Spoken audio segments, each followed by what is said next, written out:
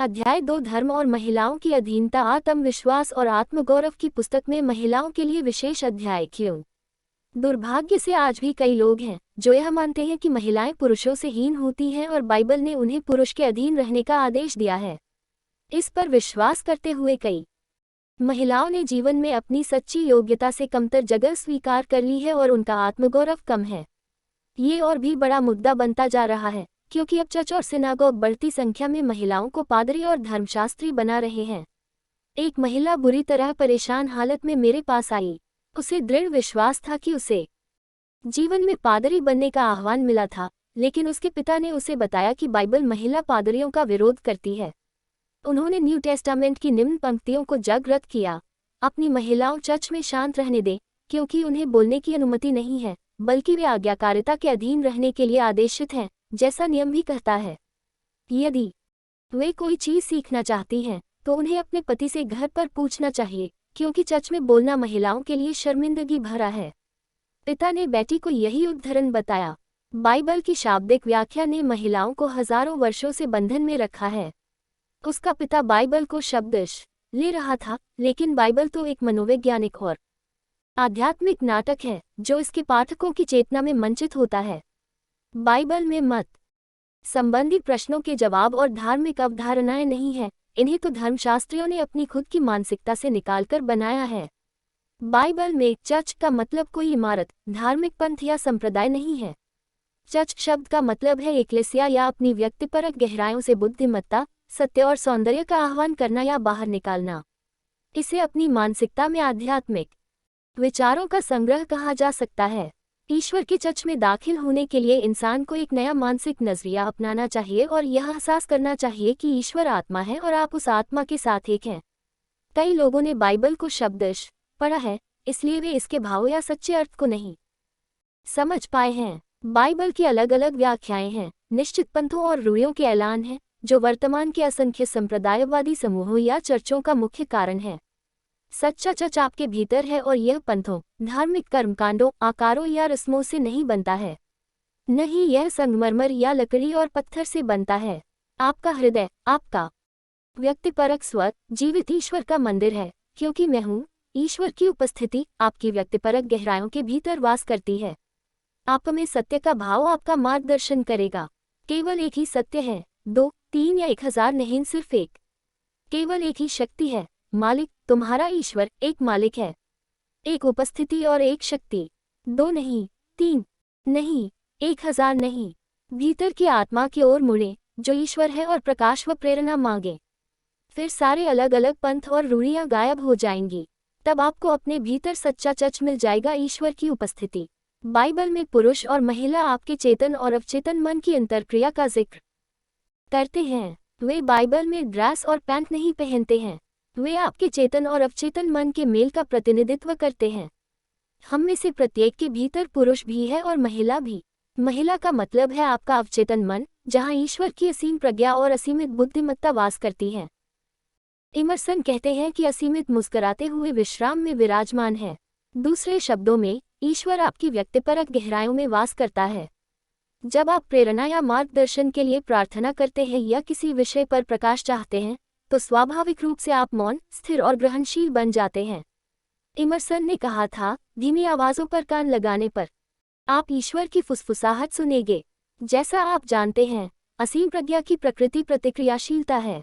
भीतर से आने वाले मार्गदर्शन और प्रेरणा को कार्यान्वित करने के लिए आप अपने चेतन मन का इस्तेमाल करते हैं। इस प्रक्रिया का इस बात से कोई संबंध नहीं है कि आप पुरुष हैं या महिला। दूसरे शब्दों में, बाइबल सेक्स का नहीं, बल्कि लिंग का जिक्र कर रही है। हर व्यक्ति इस मायने में पुरुष और महिला है कि हर व्यक्ति का एक चेतन और अवचेतन मन होता है। ये सरल है। जब आप किसी दूसरे के लिए प्रार्थना करते हैं, तो आप एहसास करते हैं कि ईश्वर दुविधा का नहीं, बल्कि शांति का लेखक है। बाइबल की दृष्टि से बोलते हुए, ये हर वह व्यक्ति है जो ईश्वर और जीवन के अमर सिद्धांतों के प्रति समर्पित है। किसी दूसरे व्यक्ति की खातिर वैज्ञानिक प्रार्थना करने के लिए आप मन को शांत करते हैं और स्थिर व निष्क्रिय रहते हैं। आप किसी चीज को घटित कराने की कोशिश नहीं करते हैं। आप परिणाम चाहते हैं, लेकिन आप अवचेतन पर दबाव नहीं डालते हैं कि यह आपके आदेशों का पालन करे। आपका अवचेतन आपके भीतर की असीमित उपचारक उपस्थिति संबंधी आपके विश्वास पर प्रतिक्रिया करता है। प्रार्थना की प्रक्रिया में आप लक्षणों या दर्दों पर ध्यान केंद्रित नहीं करते हैं। आप ये भी नहीं कहते हैं, जॉन या मैरी की हालत अब बेहतर हो रही है, उसका दर्द अब कम है, उसका हृदय सामान्य है। ये सुझाव हैं, लेकिन वास्तविक मौन साक्षात्कार नहीं है। मिसाल के तौर पर, यदि आप बेटी जोन्स के लिए प्रार्थना कर रहे हैं, तो ये दृढ़ कथन कहें, बेटी जोन्स को दिव्य मन जानता है। ईश्वर उसके भीतर वास करता है और उसकी शांति की नदी उसके मन को सराबोर करती है। ईश्वर का प्रेम उसकी आत्मा को भरता है। ईश्वर है और उसकी उपस्थिति बेटी में प्रवाहित होती है, उसे स्फूर्ति देती है, उपचार करती है और उसे पूर्णता व आदर्श तक लौटाती है। मैं ईश्वर की उपचारक शक्ति के लिए धन्यवाद देता हूँ, जो इसी समय कार्य कर रही है। प्रार्थना की इस प्रक्रिया में आपके भीतर की दिव्य उपस्थिति के साथ तादात्म्य करते हैं और दावा करते हैं कि जो ईश्वर के बारे में सत्य है, वह उसके बारे में भी सत्य है। आपके मौन आध्यात्मिक उपचार के बाद यदि आपको शांति या संतुष्टि का एक आंतरिक एहसास महसूस होता है, या अगर आपको महसूस होता है कि यह सबसे अच्छा था जो आप वर्तमान में कर सकते हैं, तो मामले को खारिज कर दें जब तक कि आप अगली बार प्रार्थना करने के लिए प्रवृत्ति न हो। अगली बार जब आप उसके लिए प्रार्थना करें तो यह इस तरह होनी चाहिए मानो आपने पहले प्रार्थना न की हो। अगर पहली बार प्रार्थना करने के बाद आप ये बोलने लगे, ये तब तक काम करेगा जब तक कि मैं इस पर दोबारा नहीं लौटता, तो आप अपनी प्रार्थना को निष्फल कर देंगे। जब भी आप बेटी के लिए प्रार्थना करते हैं, तो आप हर बार उसके लिए स्फूर्ति, पूर्णता और आदर्श का विचार बलवान कर रहे हैं। धीरे धीरे या तुरंत, जैसा भी मामला हो, आदर्श, पूर्णता और स्फूर्ति का विचार बेटी में पुनर्जीवित हो जाएगा। जब आप तनावरहित हो जाते हैं और ढीला छोड़ देते हैं और एक अतीन्द्रिय, निष्क्रिय अवस्था में दाखिल हो जाते हैं, तो आपका चेतन मन आंशिक रूप से विलीन हो जाता है और आप बेटी के साथ व्यक्तिपरक तालमेल में होते हैं। आप बेटी के बारे में जो भी सत्य महसूस करते हैं, वह उसे महसूस करेगी। जब आपने प्रार्थना की थी, तो आप अपने खुद के चच में मौन थे, ये जानते हुए कि ईश्वर बीमारी या दुविधा का नहीं, बल्कि शांति और स्वास्थ्य का लेखक है। आपका अवचेतन मन आपके चेतन मन की तरह बोलता या संप्रेषित नहीं करता है। आपका चेतन मन पूर्णता, सौंदर्य, आदर्श पर ध्यान केंद्रित करता है और आनंद व स्फूर्ति को आदेशित करता है। चेतन मन के विश्वास के अनुरूप ही अवचेतन मन प्रतिक्रिया करता है। इसीलिए ये लिखा गया है, उन्हें बोलने की अनुमति नहीं है। इसका महिलाओं से सीधा कोई संबंध नहीं है। आपका अवचेतन मन प्रतीकों, रूपकों और रात के सपनों के रूप में बोलता है। आपका चेतन मन अवचेतन मन की व्याख्या कर सकता है और इसका प्रवक्ता बन सकता है। आरोन और मूसा आपके चेतन और अवचेतन मन का प्रतिनिधित्व करते हैं। आरोन मूसा के प्रवक्ता थे। आपको बताया गया है कि मूसा को भाषा की परेशानी थी। दूसरे शब्दों में, आपका अवचेतन मन आपसे उस तरह नहीं बोलता है जिस तरह आपका चेतन मन बोलता है। आपको अंतर्बोध मिलते हैं। आपकी प्रार्थना का जवाब रात के सपनों, रूपकों, प्रतीकों, शायद संख्याओं और गुप्त संदेशों में आपके पास आ सकता है। यही वह तरीका है जिससे आपका अवचेतन मन आपसे आमतौर पर बोलता है। आरोन प्रवक्ता है। आपका चेतन मन अवचेतन मन के आदेशों की व्याख्या करता है या उन्हें पूरा करता है। इसलिए जब बाइबल कहती है, यदि वे कोई चीज सीखना चाहती हैं, तो उन्हें अपने पति से घर पर पूछना चाहिए, इसका मतलब है कि ईश्वर आपका पति है। जवाब स्पष्ट है। आपको मार्गदर्शन, सही क्रिया, प्रेरणा और दिशा के लिए अपने भीतर की असीम प्रज्ञा की ओर मुड़ना होता है। आपको अपने मन में नकारात्मक विचार, डर और संसार के झूठे विश्वास नहीं भरने चाहिए। इसके बजाय अपने चेतन मन में ईश्वर सदृश विचारों व अमर सत्यों को सिंहासन पर बैठाएं। जब आप इन सृजनात्मक विचार सांचों और अमर सत्यों से अपने मन को व्यस्त रखते हैं, तो आपका अवचेतन मन इसी अनुरूप प्रतिक्रिया करेगा। ये हर व्यक्ति के बारे में सच है, चाहे आपका लिंग जो भी हो। इसलिए आपका निर्माता आपका पति है। अवचेतन में ईश्वर के विचार, ईश्वर के सत्य भरने चाहिए, संसार के झूठे विश्वास नहीं। अध्याय के शुरू में बताई गई महिला को जब मैंने ये सब समझाया, तो उसने अपने पिता की झूठी व्याख्या को पूरी तरह ठुकरा दिया और पादरी बनने का निर्णय लिया। बाइबल को अब आध्यात्मिक या गूढ़ अर्थ के दृष्टिकोण से सिखाया जा रहा है और महिलाएं बाइबल की झूठी व अज्ञानी व्याख्या से स्वतंत्र हो रही हैं। ईश्वर की निगाह में पुरुष और महिलाएं बराबर हैं। पुरुष और स्त्री उसने बनाए, जेनेसिस 27। ये हर एक पर लागू होता है। महिलाओं के लिए सबसे ज्यादा स्वतंत्रता अमेरिका में है। आध्यात्मिक, मानसिक, शारीरिक और वित्तीय दृष्टि से पूर्ण स्वतंत्रता क्षितिज पर है। स्त्री जीवन के व्यक्तिपरक पहलू का प्रतिनिधित्व करती है, जो अदृश्य है और जीवन के वस्तुपरक पहलू से ढांता होता है। ये दुखद लेकिन सत्य है कि धर्म और अंधविश्वास की वजह से लोगों को ये गलत सलाह दी जाती रही है कि वे अपने शरीर को कठोर तप में तपा डालें, लेकिन इससे कोई फायदा नहीं होता। प्राचीन युगों में कई धार्मिक भक्त कोड़े मारने, वंचना और उपवास का अभ्यास करते थे, जो मानसिक और शारीरिक भ्रष्ट आचरण था। इनमें से कई धार्मिक उन्मादियों ने अपने शरीर के साथ इतना गलत व्यवहार किया कि उन्होंने अंततः अपने बचे हुए जीवन में खुद को बर्बाद कर लिया। कहा जाता है कि सेंट फ्रांसिस ने अपने जीवन का आखिरी साल गहरी उदासी में गुजारा, क्योंकि उन्होंने कहा, मैं इस शरीर को इस अवस्था तक लाया हूँ क्योंकि मैंने अपने भाई, उनका मतलब उनके शरीर से था, को बहुत कसकर पीटा। जाहिर है, यह आपको आध्यात्मिक नहीं बनाता है। वंचना या कठोरता या अपने शरीर को पीटना या अपने शरीर को उपवास से शक्तिहीन करना, यह आपको आध्यात्मिक नहीं बनाता है। आप सर्वोच्च दृष्टिकोण से ईश्वर की सत्य का मनन करके आध्यात्मिक बनते हैं। ये सच है कि युगों युगों से पुरुष ने अज्ञानवश स्त्री की जीववैज्ञानिक कमजोरी का लाभ लिया है। वह बच्चों को जन्म देती थी और कई साल तक बच्चे पालती थी, जबकि पुरुष स्वतंत्र रह सकते थे और सामान्य काम कर सकते थे। इस दौरान महिला शारीरिक दृष्टि से कमजोर रहती है। पुरुष ने खुद को महिमामंडित करने और उसे हीन बनाने के लिए इसका लाभ लिया है। कई धर्म अग्नवोटिका के रूपक को गलत पढ़ लेते हैं और उसकी गलत व्याख्या कर लेते हैं, जिस वजह से स्त्रियों को अधीनता में रखना तर्कसंगत हो जाता है। और तुम्हारी इच्छा तुम्हारे पति की होगी और वह तुम पर शासन करेगा। इसे शब्दश लेना पूरी तरह से मूर्खतापूर्ण है। यह मनोवैज्ञानिक रूप से सच है, जैसा पहले बताया गया है, क्योंकि आपका चेतन मन आपके अवचेतन मन पर नियंत्रण करता है। आपका चेतन मन आपके अवचेतन पर शासन करता है। आपका अवचेतन सुझाव का अनुगामी होता है। यह आपके चेतन मन के सुझावों का अनुगामी होता है और उनके अधीन होता है, जैसा कोई सम्मोहन के दौरान साबित कर सकता है। ईसाई धर्म के शुरुआती दिनों में अलेक्जेंड्रिया में चर्च के फादर्स की एक सभा आयोजित हुई। इस सभा का उद्देश्य ये निर्णय लेना था कि महिलाओं में आत्मा होती है या नहीं। उन्होंने इस मुद्दे पर मतदान किया और एक वोट के बहुमत से यह निष्कर्ष निकला कि महिलाओं में आत्मा होती है।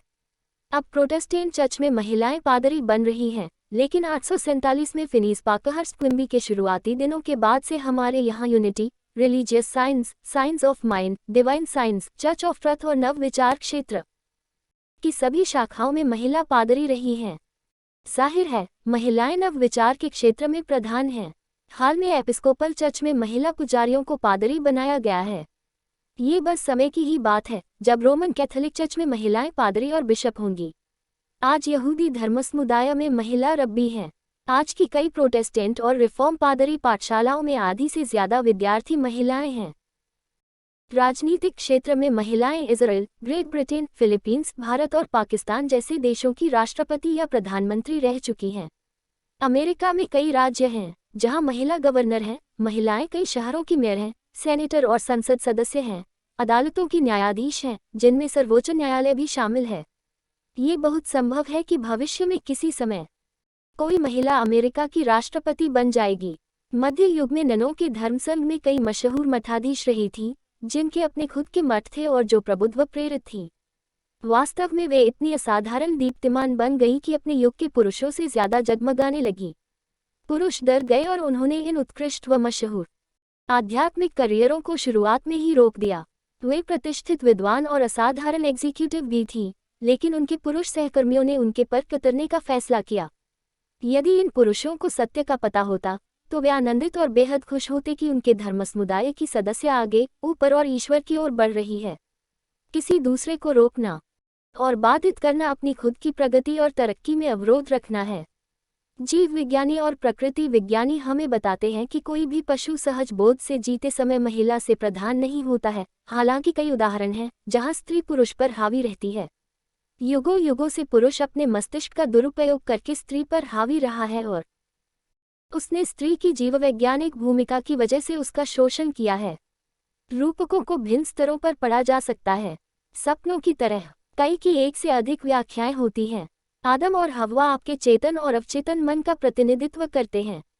पुच्छन और महिला। आदम हर पुरुष का प्रतिनिधि है जो सर्प आपको प्रलोभन में डालता है। वह आपकी 5 इंद्रियों का प्रतिनिधि है जो कई बार आपको धोखा देती है और आपसे छल करती है और शायद आपको प्रलोभन देती है या एक शक्ति में विश्वास से दूर जाने के लिए प्रोत्साहित करती है।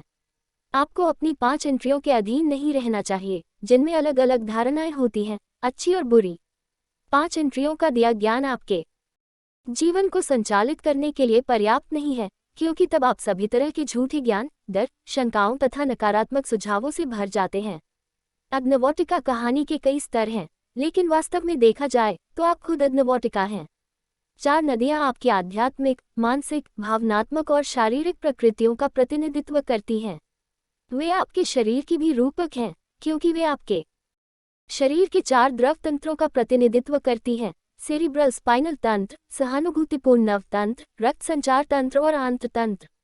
बाग की फूल पत्ती, वनस्पति और पशु जीवन आपके शरीर की वनस्पतिजात और प्राणीजात का प्रतिनिधित्व करते हैं। शरीर की वनस्पतिजात वृद्धि और शरीर की प्राणीजात कोशिकाएं। इस बाग की देखभाल एक पुरुष और एक महिला करते हैं, आपका चेतन और अवचेतन मन। अग्निवोटिका के रूपक का संबंध सेक्स से नहीं, लिंग से है। ये हम सभी में पुरुष और स्त्री सिद्धांतों के संबंध बताता है, यानी चेतन और अवचेतन मन। हव्वा यानी अवचेतन को सोते हुए आदम की पसली से निकालकर बनाया गया था। जाहिर है, यह मनोवैज्ञानिक है। इसे देखने का एक तरीका यह है कि नींद में अवचेतन मन नियंत्रित करता है और प्रकट होता है। पसलियों का पंजा आपके शरीर के सभी अति महत्वपूर्ण अंगों की रक्षा करता है। पसली का एक अर्थ आपके अवचेतन मन की संरक्षणात्मक प्रकृति का नैसर्गिक प्रतीक है, क्योंकि आपकी पसलियां आपके शरीर के सभी अति महत्वपूर्ण अंगों की रक्षा करती हैं। ये सिर्फ एक रूपक है। नींद के दौरान आपको सपने में जवाब मिलते हैं। अक्सर जब आप सोए होते हैं तो किसी जटिल समस्या का पूरा समाधान आपको दे दिया जाता है। आपका अवचेतन मन आपके सोते समय सभी अति महत्वपूर्ण प्रक्रियाओं को नियंत्रित करता है। पसली का अर्थ विचार या योजना भी है, और जब आप विचार को भावनाकृत कर देते हैं और इसके बारे में उत्साही बनते हैं तो आप हवा का आह्वान करते हैं, व्यक्तिपरक या भावनात्मक शक्ति का, जो सृजनात्मक माध्यम है। भावना विचार और आपके दिमाग में आविष्कार के बाद आती है। इसीलिए स्त्री सुदूर पूर्व के कुछ देशों में पुरुष का अनुसरण करती है। पुरुष आगे चलता है और स्त्री अपने सिर या पीठ पर वजन रखकर पीछे चलती है। लोग इन चीजों का शाब्दिक अर्थ लगाते हैं, जो जाहिर है बकवास है। ये शाब्दिकता का शाप है। कहा जाता है कि सर्प की बात सुनने के लिए हव्वा को शाप दिया गया था। उसे उसके पति के अधीन रखा गया था।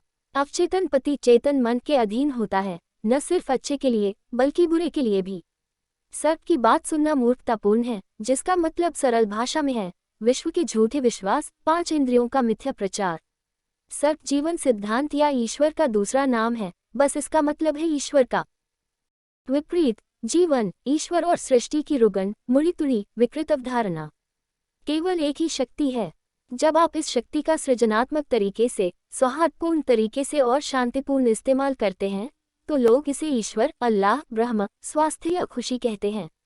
जब आप इस शक्ति का इस्तेमाल अज्ञान से, मूर्खतापूर्ण ढंग से, दुर्भावना से करते हैं तो लोग इसे शैतान, पागलपन, डर, अज्ञान, अंधविश्वास, बीमारी आदि कहते हैं।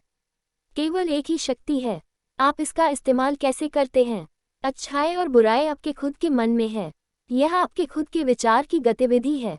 यदि आप किसी कैंसर के रोगी से मिलने जाते हैं तो क्या आपको इस विचार से कष्ट होता है कि यह आपको भी हो सकता है? प्रलोभन देने वाला कहाँ है? यह आपके खुद के दिमाग में है। नकारात्मक विचार को मार डालें, इसे तुरंत दफना दें और ये दृढ़ कथन कहें, मेरे भीतर की आत्मा ईश्वर है। ये सर्वदा जीवित है, सर्वज्ञानी है। इसे चोट नहीं पहुंचाई जा सकती। ये बीमार नहीं पड़ सकती। ये सर्वशक्तिमान है, सर्वोच्च है। ये नजरिया आपकी रक्षा करेगा। रूपक मूर्त या स्थूल विचारों के जरिए आध्यात्मिक अर्थ का वर्णन है। ये किसी दूसरे विषय के वेश में एक वेश का अलंकारिक वर्णन है। जब मैं छोटा था तो मैंने अपने चर्च के पादरी से पूछा कि अग्निवोटिका कहाँ थी। उन्होंने कहा कि यह टाइग्रिस और यूफ्रेट्स के बीच में थी, और फिर उन्होंने कहा कि मैं आगे कोई सवाल नहीं पूछूं। यदि कोई चीज़ सच है तो यह एक खास तरीके से सच होती है। किसी भी जगह ऐसा कोई बाग नहीं है और कभी कोई वास्तविक अग्निवोटिका नहीं थी। दोनों वृक्ष आपके भीतर हैं। यह मनोवैज्ञानिक दृष्टि से सच है। जब हम छोटे थे तो हम सभी को निर्देश और विचार मिले हैं, अच्छे और बुरे, झूठे और सच्चे। हमारे भोले मन ने उन्हें स्वीकार कर लिया। बीजों की तरह ये विचार हमारे भीतर बड़े हुए और मन की निश्चित अवस्थाएं बन गए। उनमें से कुछ डर और जुनून बन गए। शायद कुछ विचार डर और पूर्वाग्रहों पर आधारित थे, बाकी शायद स्वर्णिम नियम से, ईमानदारी, अखंडता, सद्भाव आदि। तो अच्छाई और बुराई का वृक्ष इसलिए आपके भीतर है। स्वर्णिम नियम में निश्चित विश्वास अच्छा है, और यह झूठा विश्वास है कि ईश्वर आपको सजा देने वाला है या आप क्रोधित ईश्वर के हाथों सजा पाने वाले पापी हैं। लोग इन झूठे विश्वासों के साथ बड़े हुए हैं, लेकिन जीवन का वृक्ष वहाँ है जो आप में ईश्वर की उपस्थिति है। हमारे धार्मिक विश्वास हमें तब दिए गए थे जब हम छोटे थे। किसी वृक्ष पर फल की तरह हमें भी अपने अवचेतन मन में बोए गए विश्वासों के अनुसार फल मिलते हैं। आज के धर्मयुद्धों में हमारे भीतर के वृक्ष से बुरे फल पैदा होते हैं। सभी बीज अपनी किस्म की फसल देते हैं। अच्छाई और बुराई का वृक्ष हमारा खुद का मन है, जो अच्छाई और बुराई में विश्वास कर रहा है, जो संसार की मुश्किलों का कारण है। केवल एक ही शक्ति है, दो नहीं, तीन नहीं या 1000 नहीं। बाइबल में पुरुष का अर्थ है चेतन मन और स्त्री का अर्थ है अवचेतन मन।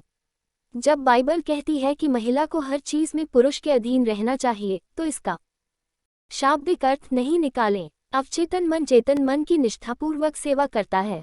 जो भी छाप इस पर छोड़ी जाती है, उसे यह आकार देता है।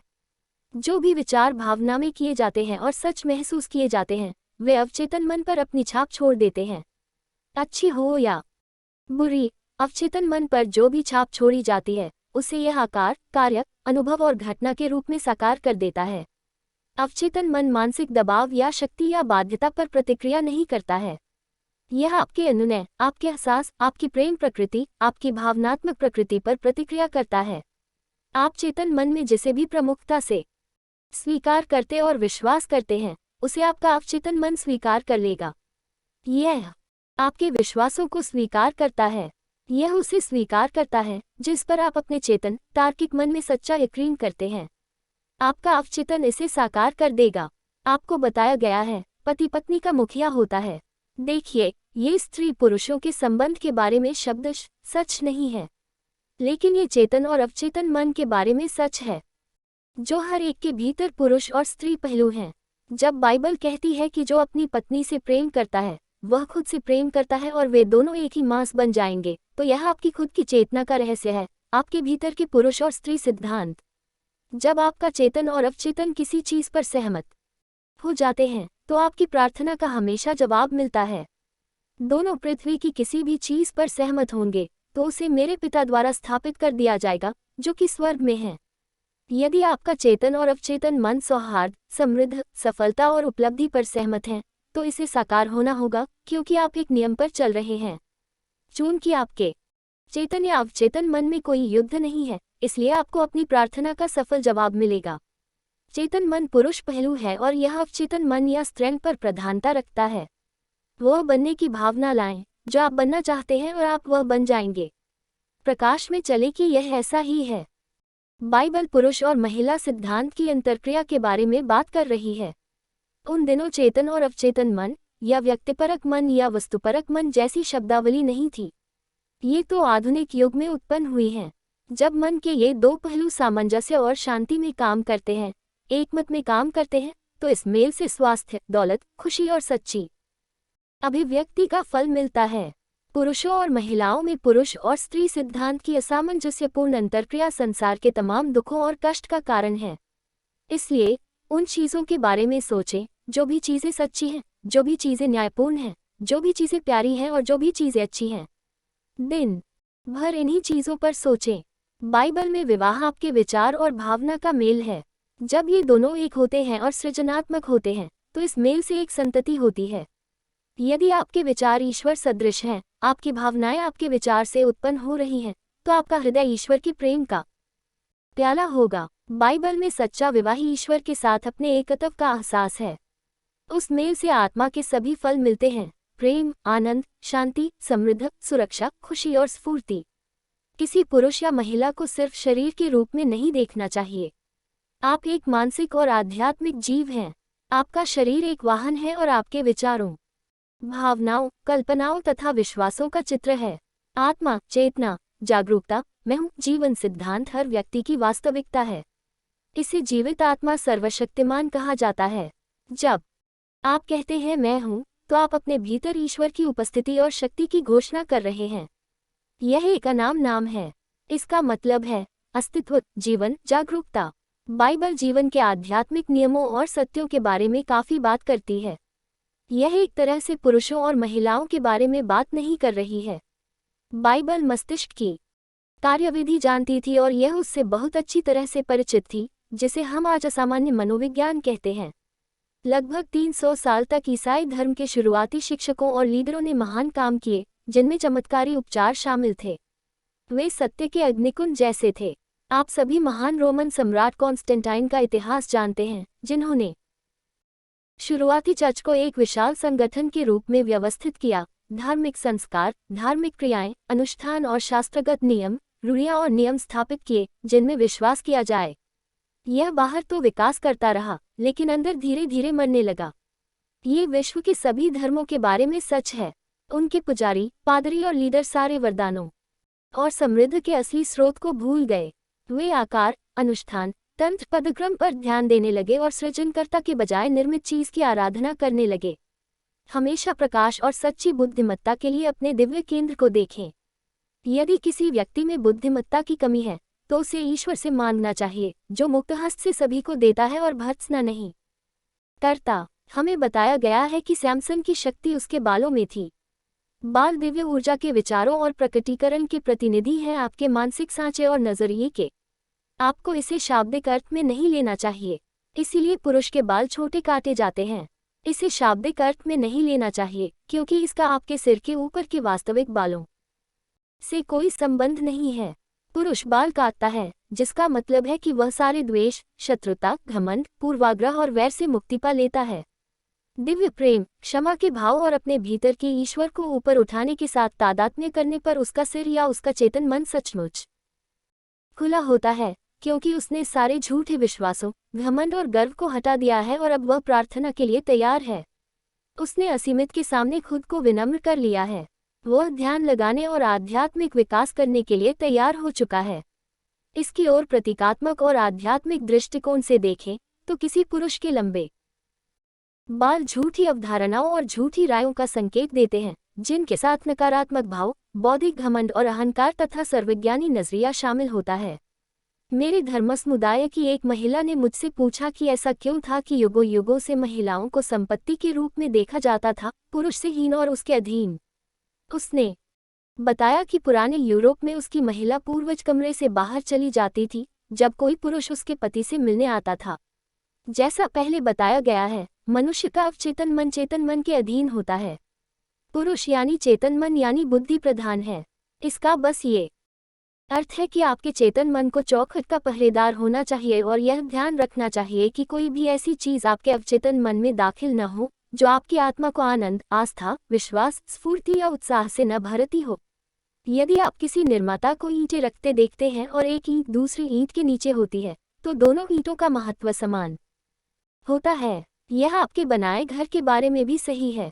नीचे वाली ईंट हीन स्थिति में है, लेकिन यह उपयोगिता या महत्व में हीन नहीं है।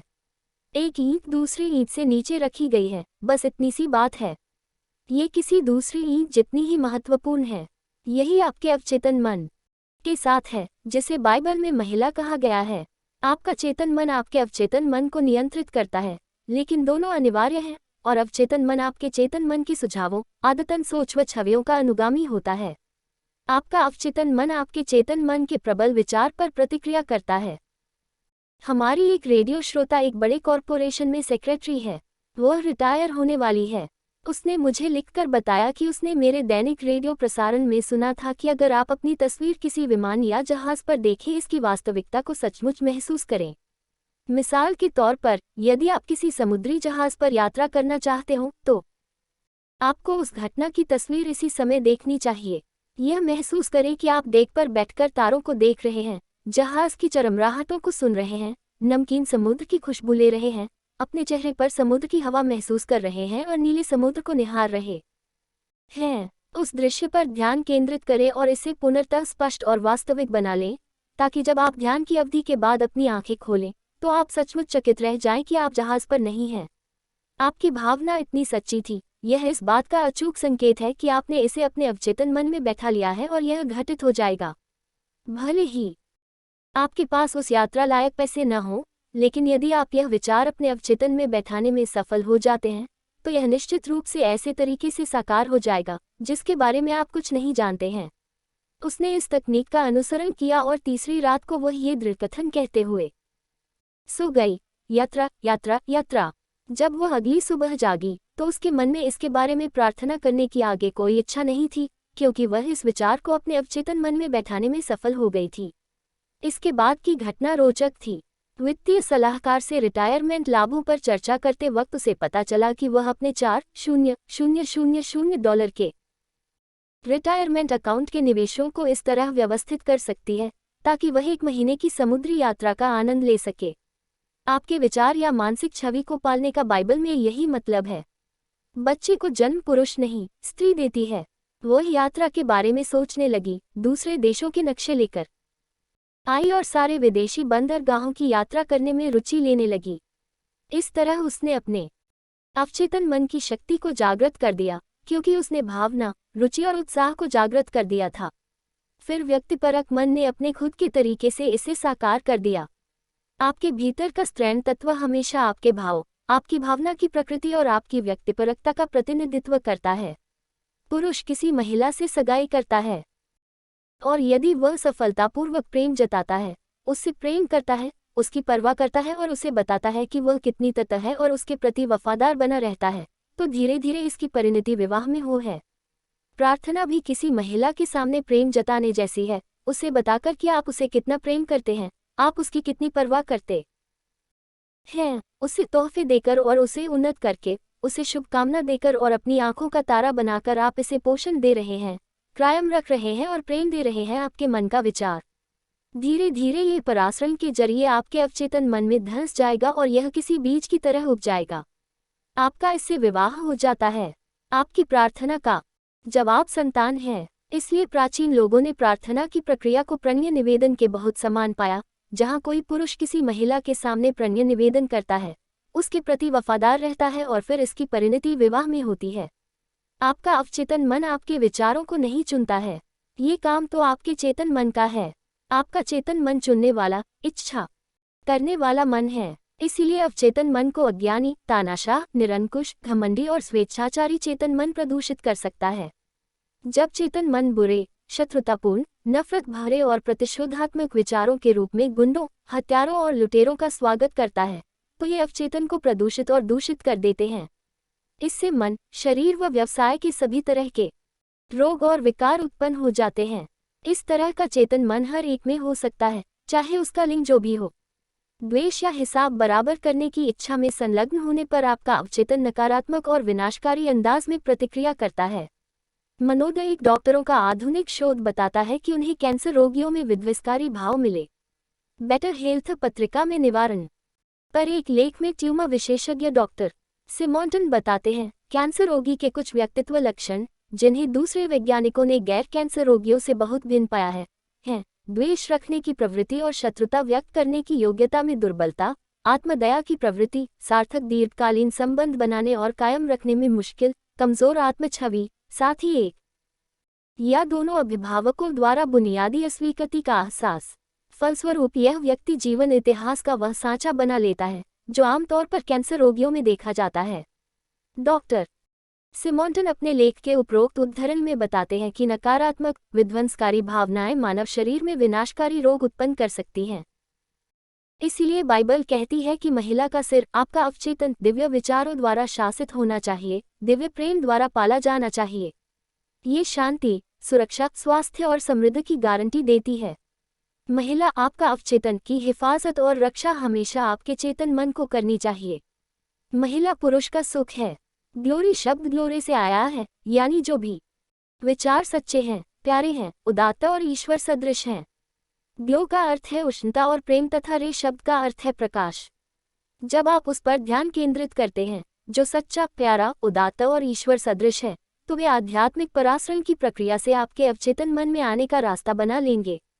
वे अपनी चमक, उष्णता और प्रकाश आपके सभी कामों पर डालेंगे। अगर आप अपने भावनात्मक जीवन को शासित, नियंत्रित और निर्देशित नहीं करते हैं, तो आप सभी तरह के नकारात्मक विचारों, डरों और निराशावादी भविष्यवाणियों पर प्रतिक्रिया करेंगे जो दिन रात हम पर हमला करती हैं।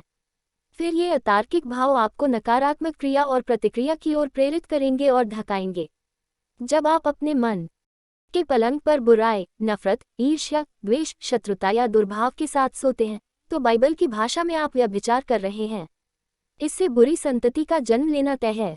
स्त्रियों के बाल इसलिए नहीं काटे जाते हैं क्योंकि बाल चेतन मन में सिंहासन पर रखे गए प्रबल विचारों के प्रतीक हैं, सद्भाव के द्योतक हैं और ईश्वर के सत्यों द्वारा हर समय इनकी रक्षा करनी चाहिए तथा प्रेमपूर्ण ईश्वर की उपस्थिति द्वारा इनकी हिफाजत करनी चाहिए।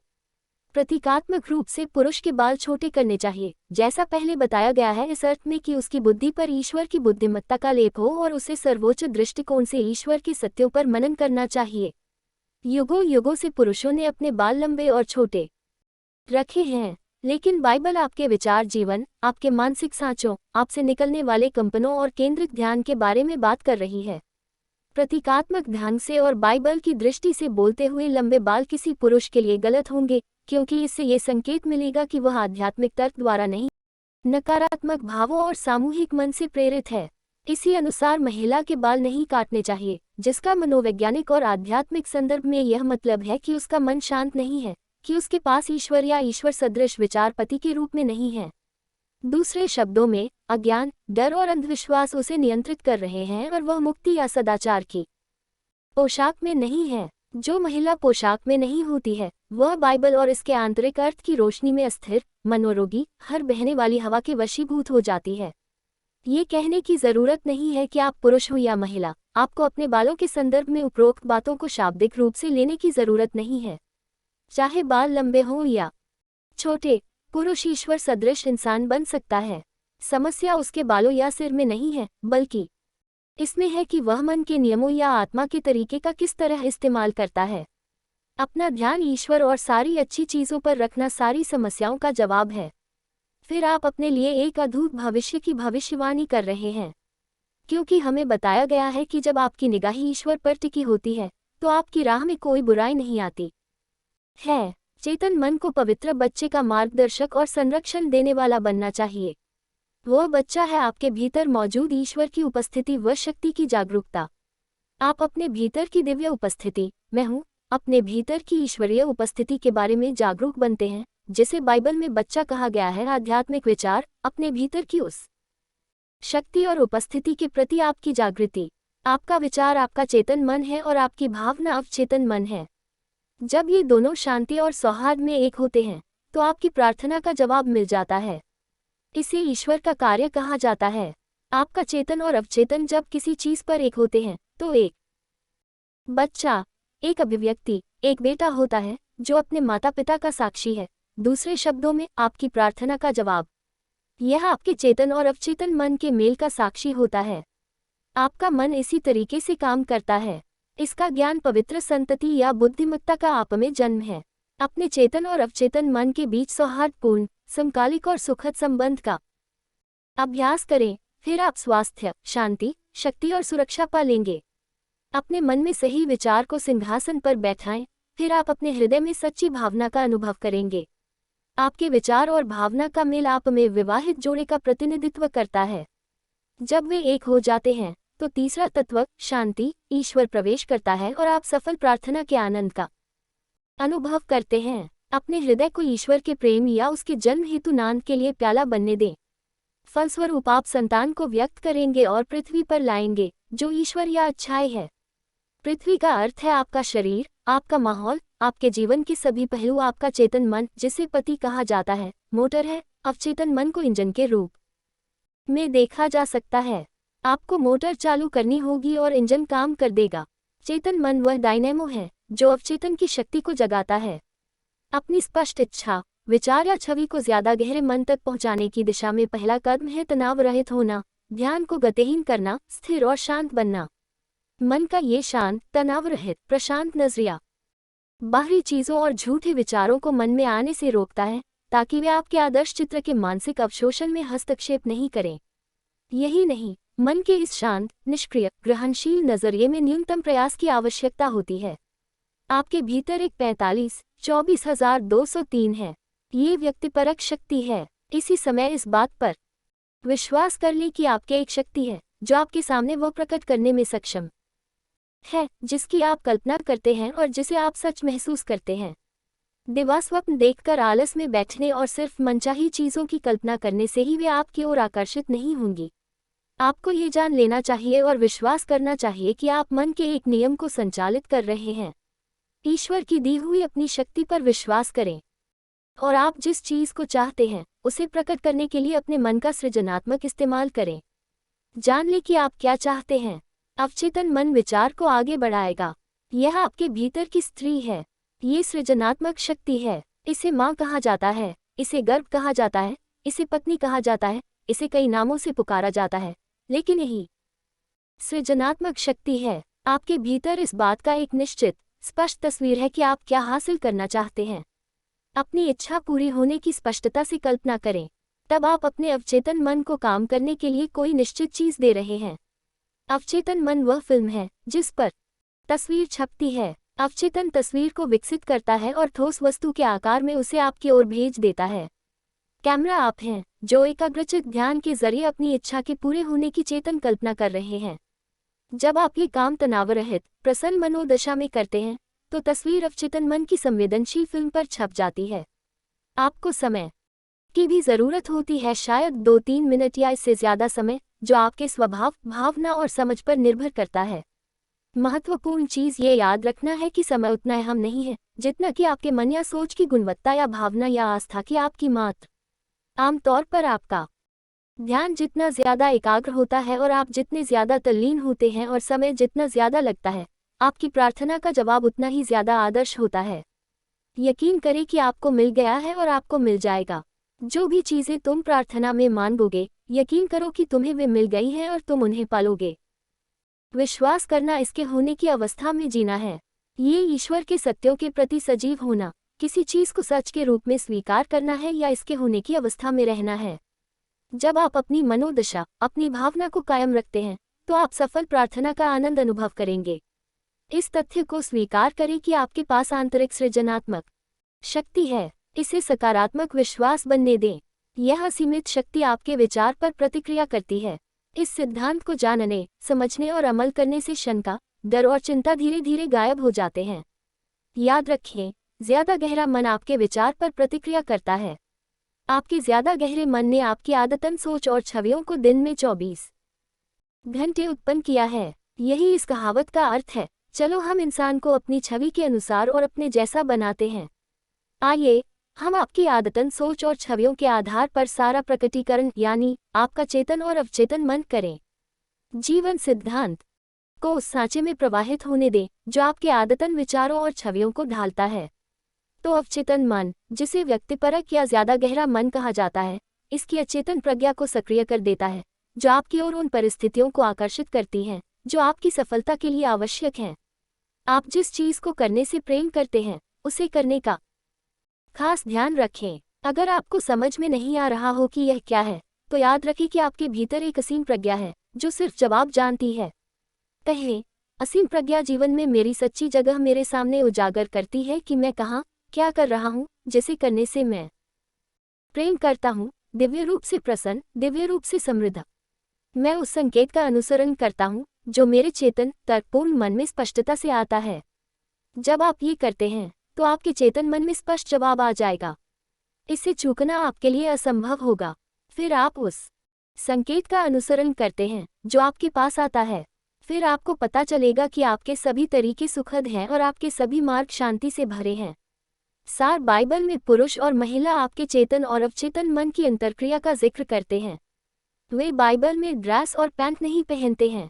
वे आपके चेतन और अवचेतन मन के मेल का प्रतिनिधित्व करते हैं। हम में से प्रत्येक के भीतर पुरुष भी है और महिला भी।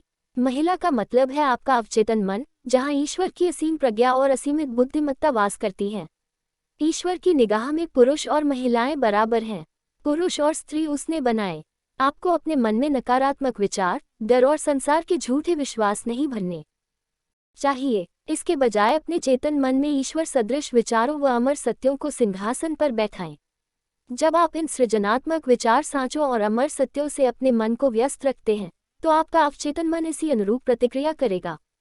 ये हर व्यक्ति के बारे में सच है, चाहे आपका लिंग जो भी हो।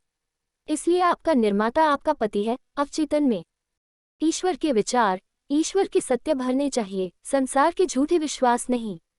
केवल एक ही शक्ति है। जब आप इस शक्ति का सृजनात्मक तरीके से, सौहार्दपूर्ण तरीके से और शांतिपूर्ण इस्तेमाल करते हैं, तो लोग इसे ईश्वर, अल्लाह, ब्रह्म, स्वास्थ्य या खुशी कहते हैं। जब आप इस शक्ति का इस्तेमाल अज्ञान से, मूर्खतापूर्ण ढंग से, दुर्भावना से करते हैं, तो लोग इसे शैतान, पागलपन, डर, अज्ञान, अंधविश्वास, बीमारी आदि कहते हैं। केवल एक ही शक्ति है। आप इसका इस्तेमाल कैसे करते हैं? अच्छाई और बुराई आपके खुद के मन में है। यह आपके खुद के विचार की गतिविधि है। किसी पुरुष या महिला को सिर्फ शरीर के रूप में नहीं देखना चाहिए। आप एक मानसिक और आध्यात्मिक जीव हैं। आपका शरीर एक वाहन है और आपके विचारों, भावनाओं, कल्पनाओं तथा विश्वासों का चित्र है। आत्मा, चेतना, जागरूकता, मैं हूँ, जीवन सिद्धांत हर व्यक्ति की वास्तविकता है। इसे जीवित आत्मा सर्वशक्तिमान कहा जाता है। अपने चेतन और अवचेतन मन के बीच सौहार्दपूर्ण, समकालिक और सुखद संबंध का अभ्यास करें, फिर आप स्वास्थ्य, शांति, शक्ति और सुरक्षा पा लेंगे। अपने मन में सही विचार को सिंहासन पर बैठाएं, फिर आप अपने हृदय में सच्ची भावना का अनुभव करेंगे। आपके विचार और भावना का मेल आप में विवाहित जोड़े का प्रतिनिधित्व करता है। जब वे एक हो जाते हैं, तो तीसरा तत्व, शांति, ईश्वर प्रवेश करता है और आप सफल प्रार्थना के आनंद का अनुभव करते हैं। अपने हृदय को ईश्वर के प्रेम की प्राप्ति हेतु प्याला बनने दें। अनुवादक के बारे में डॉक्टर सुधीर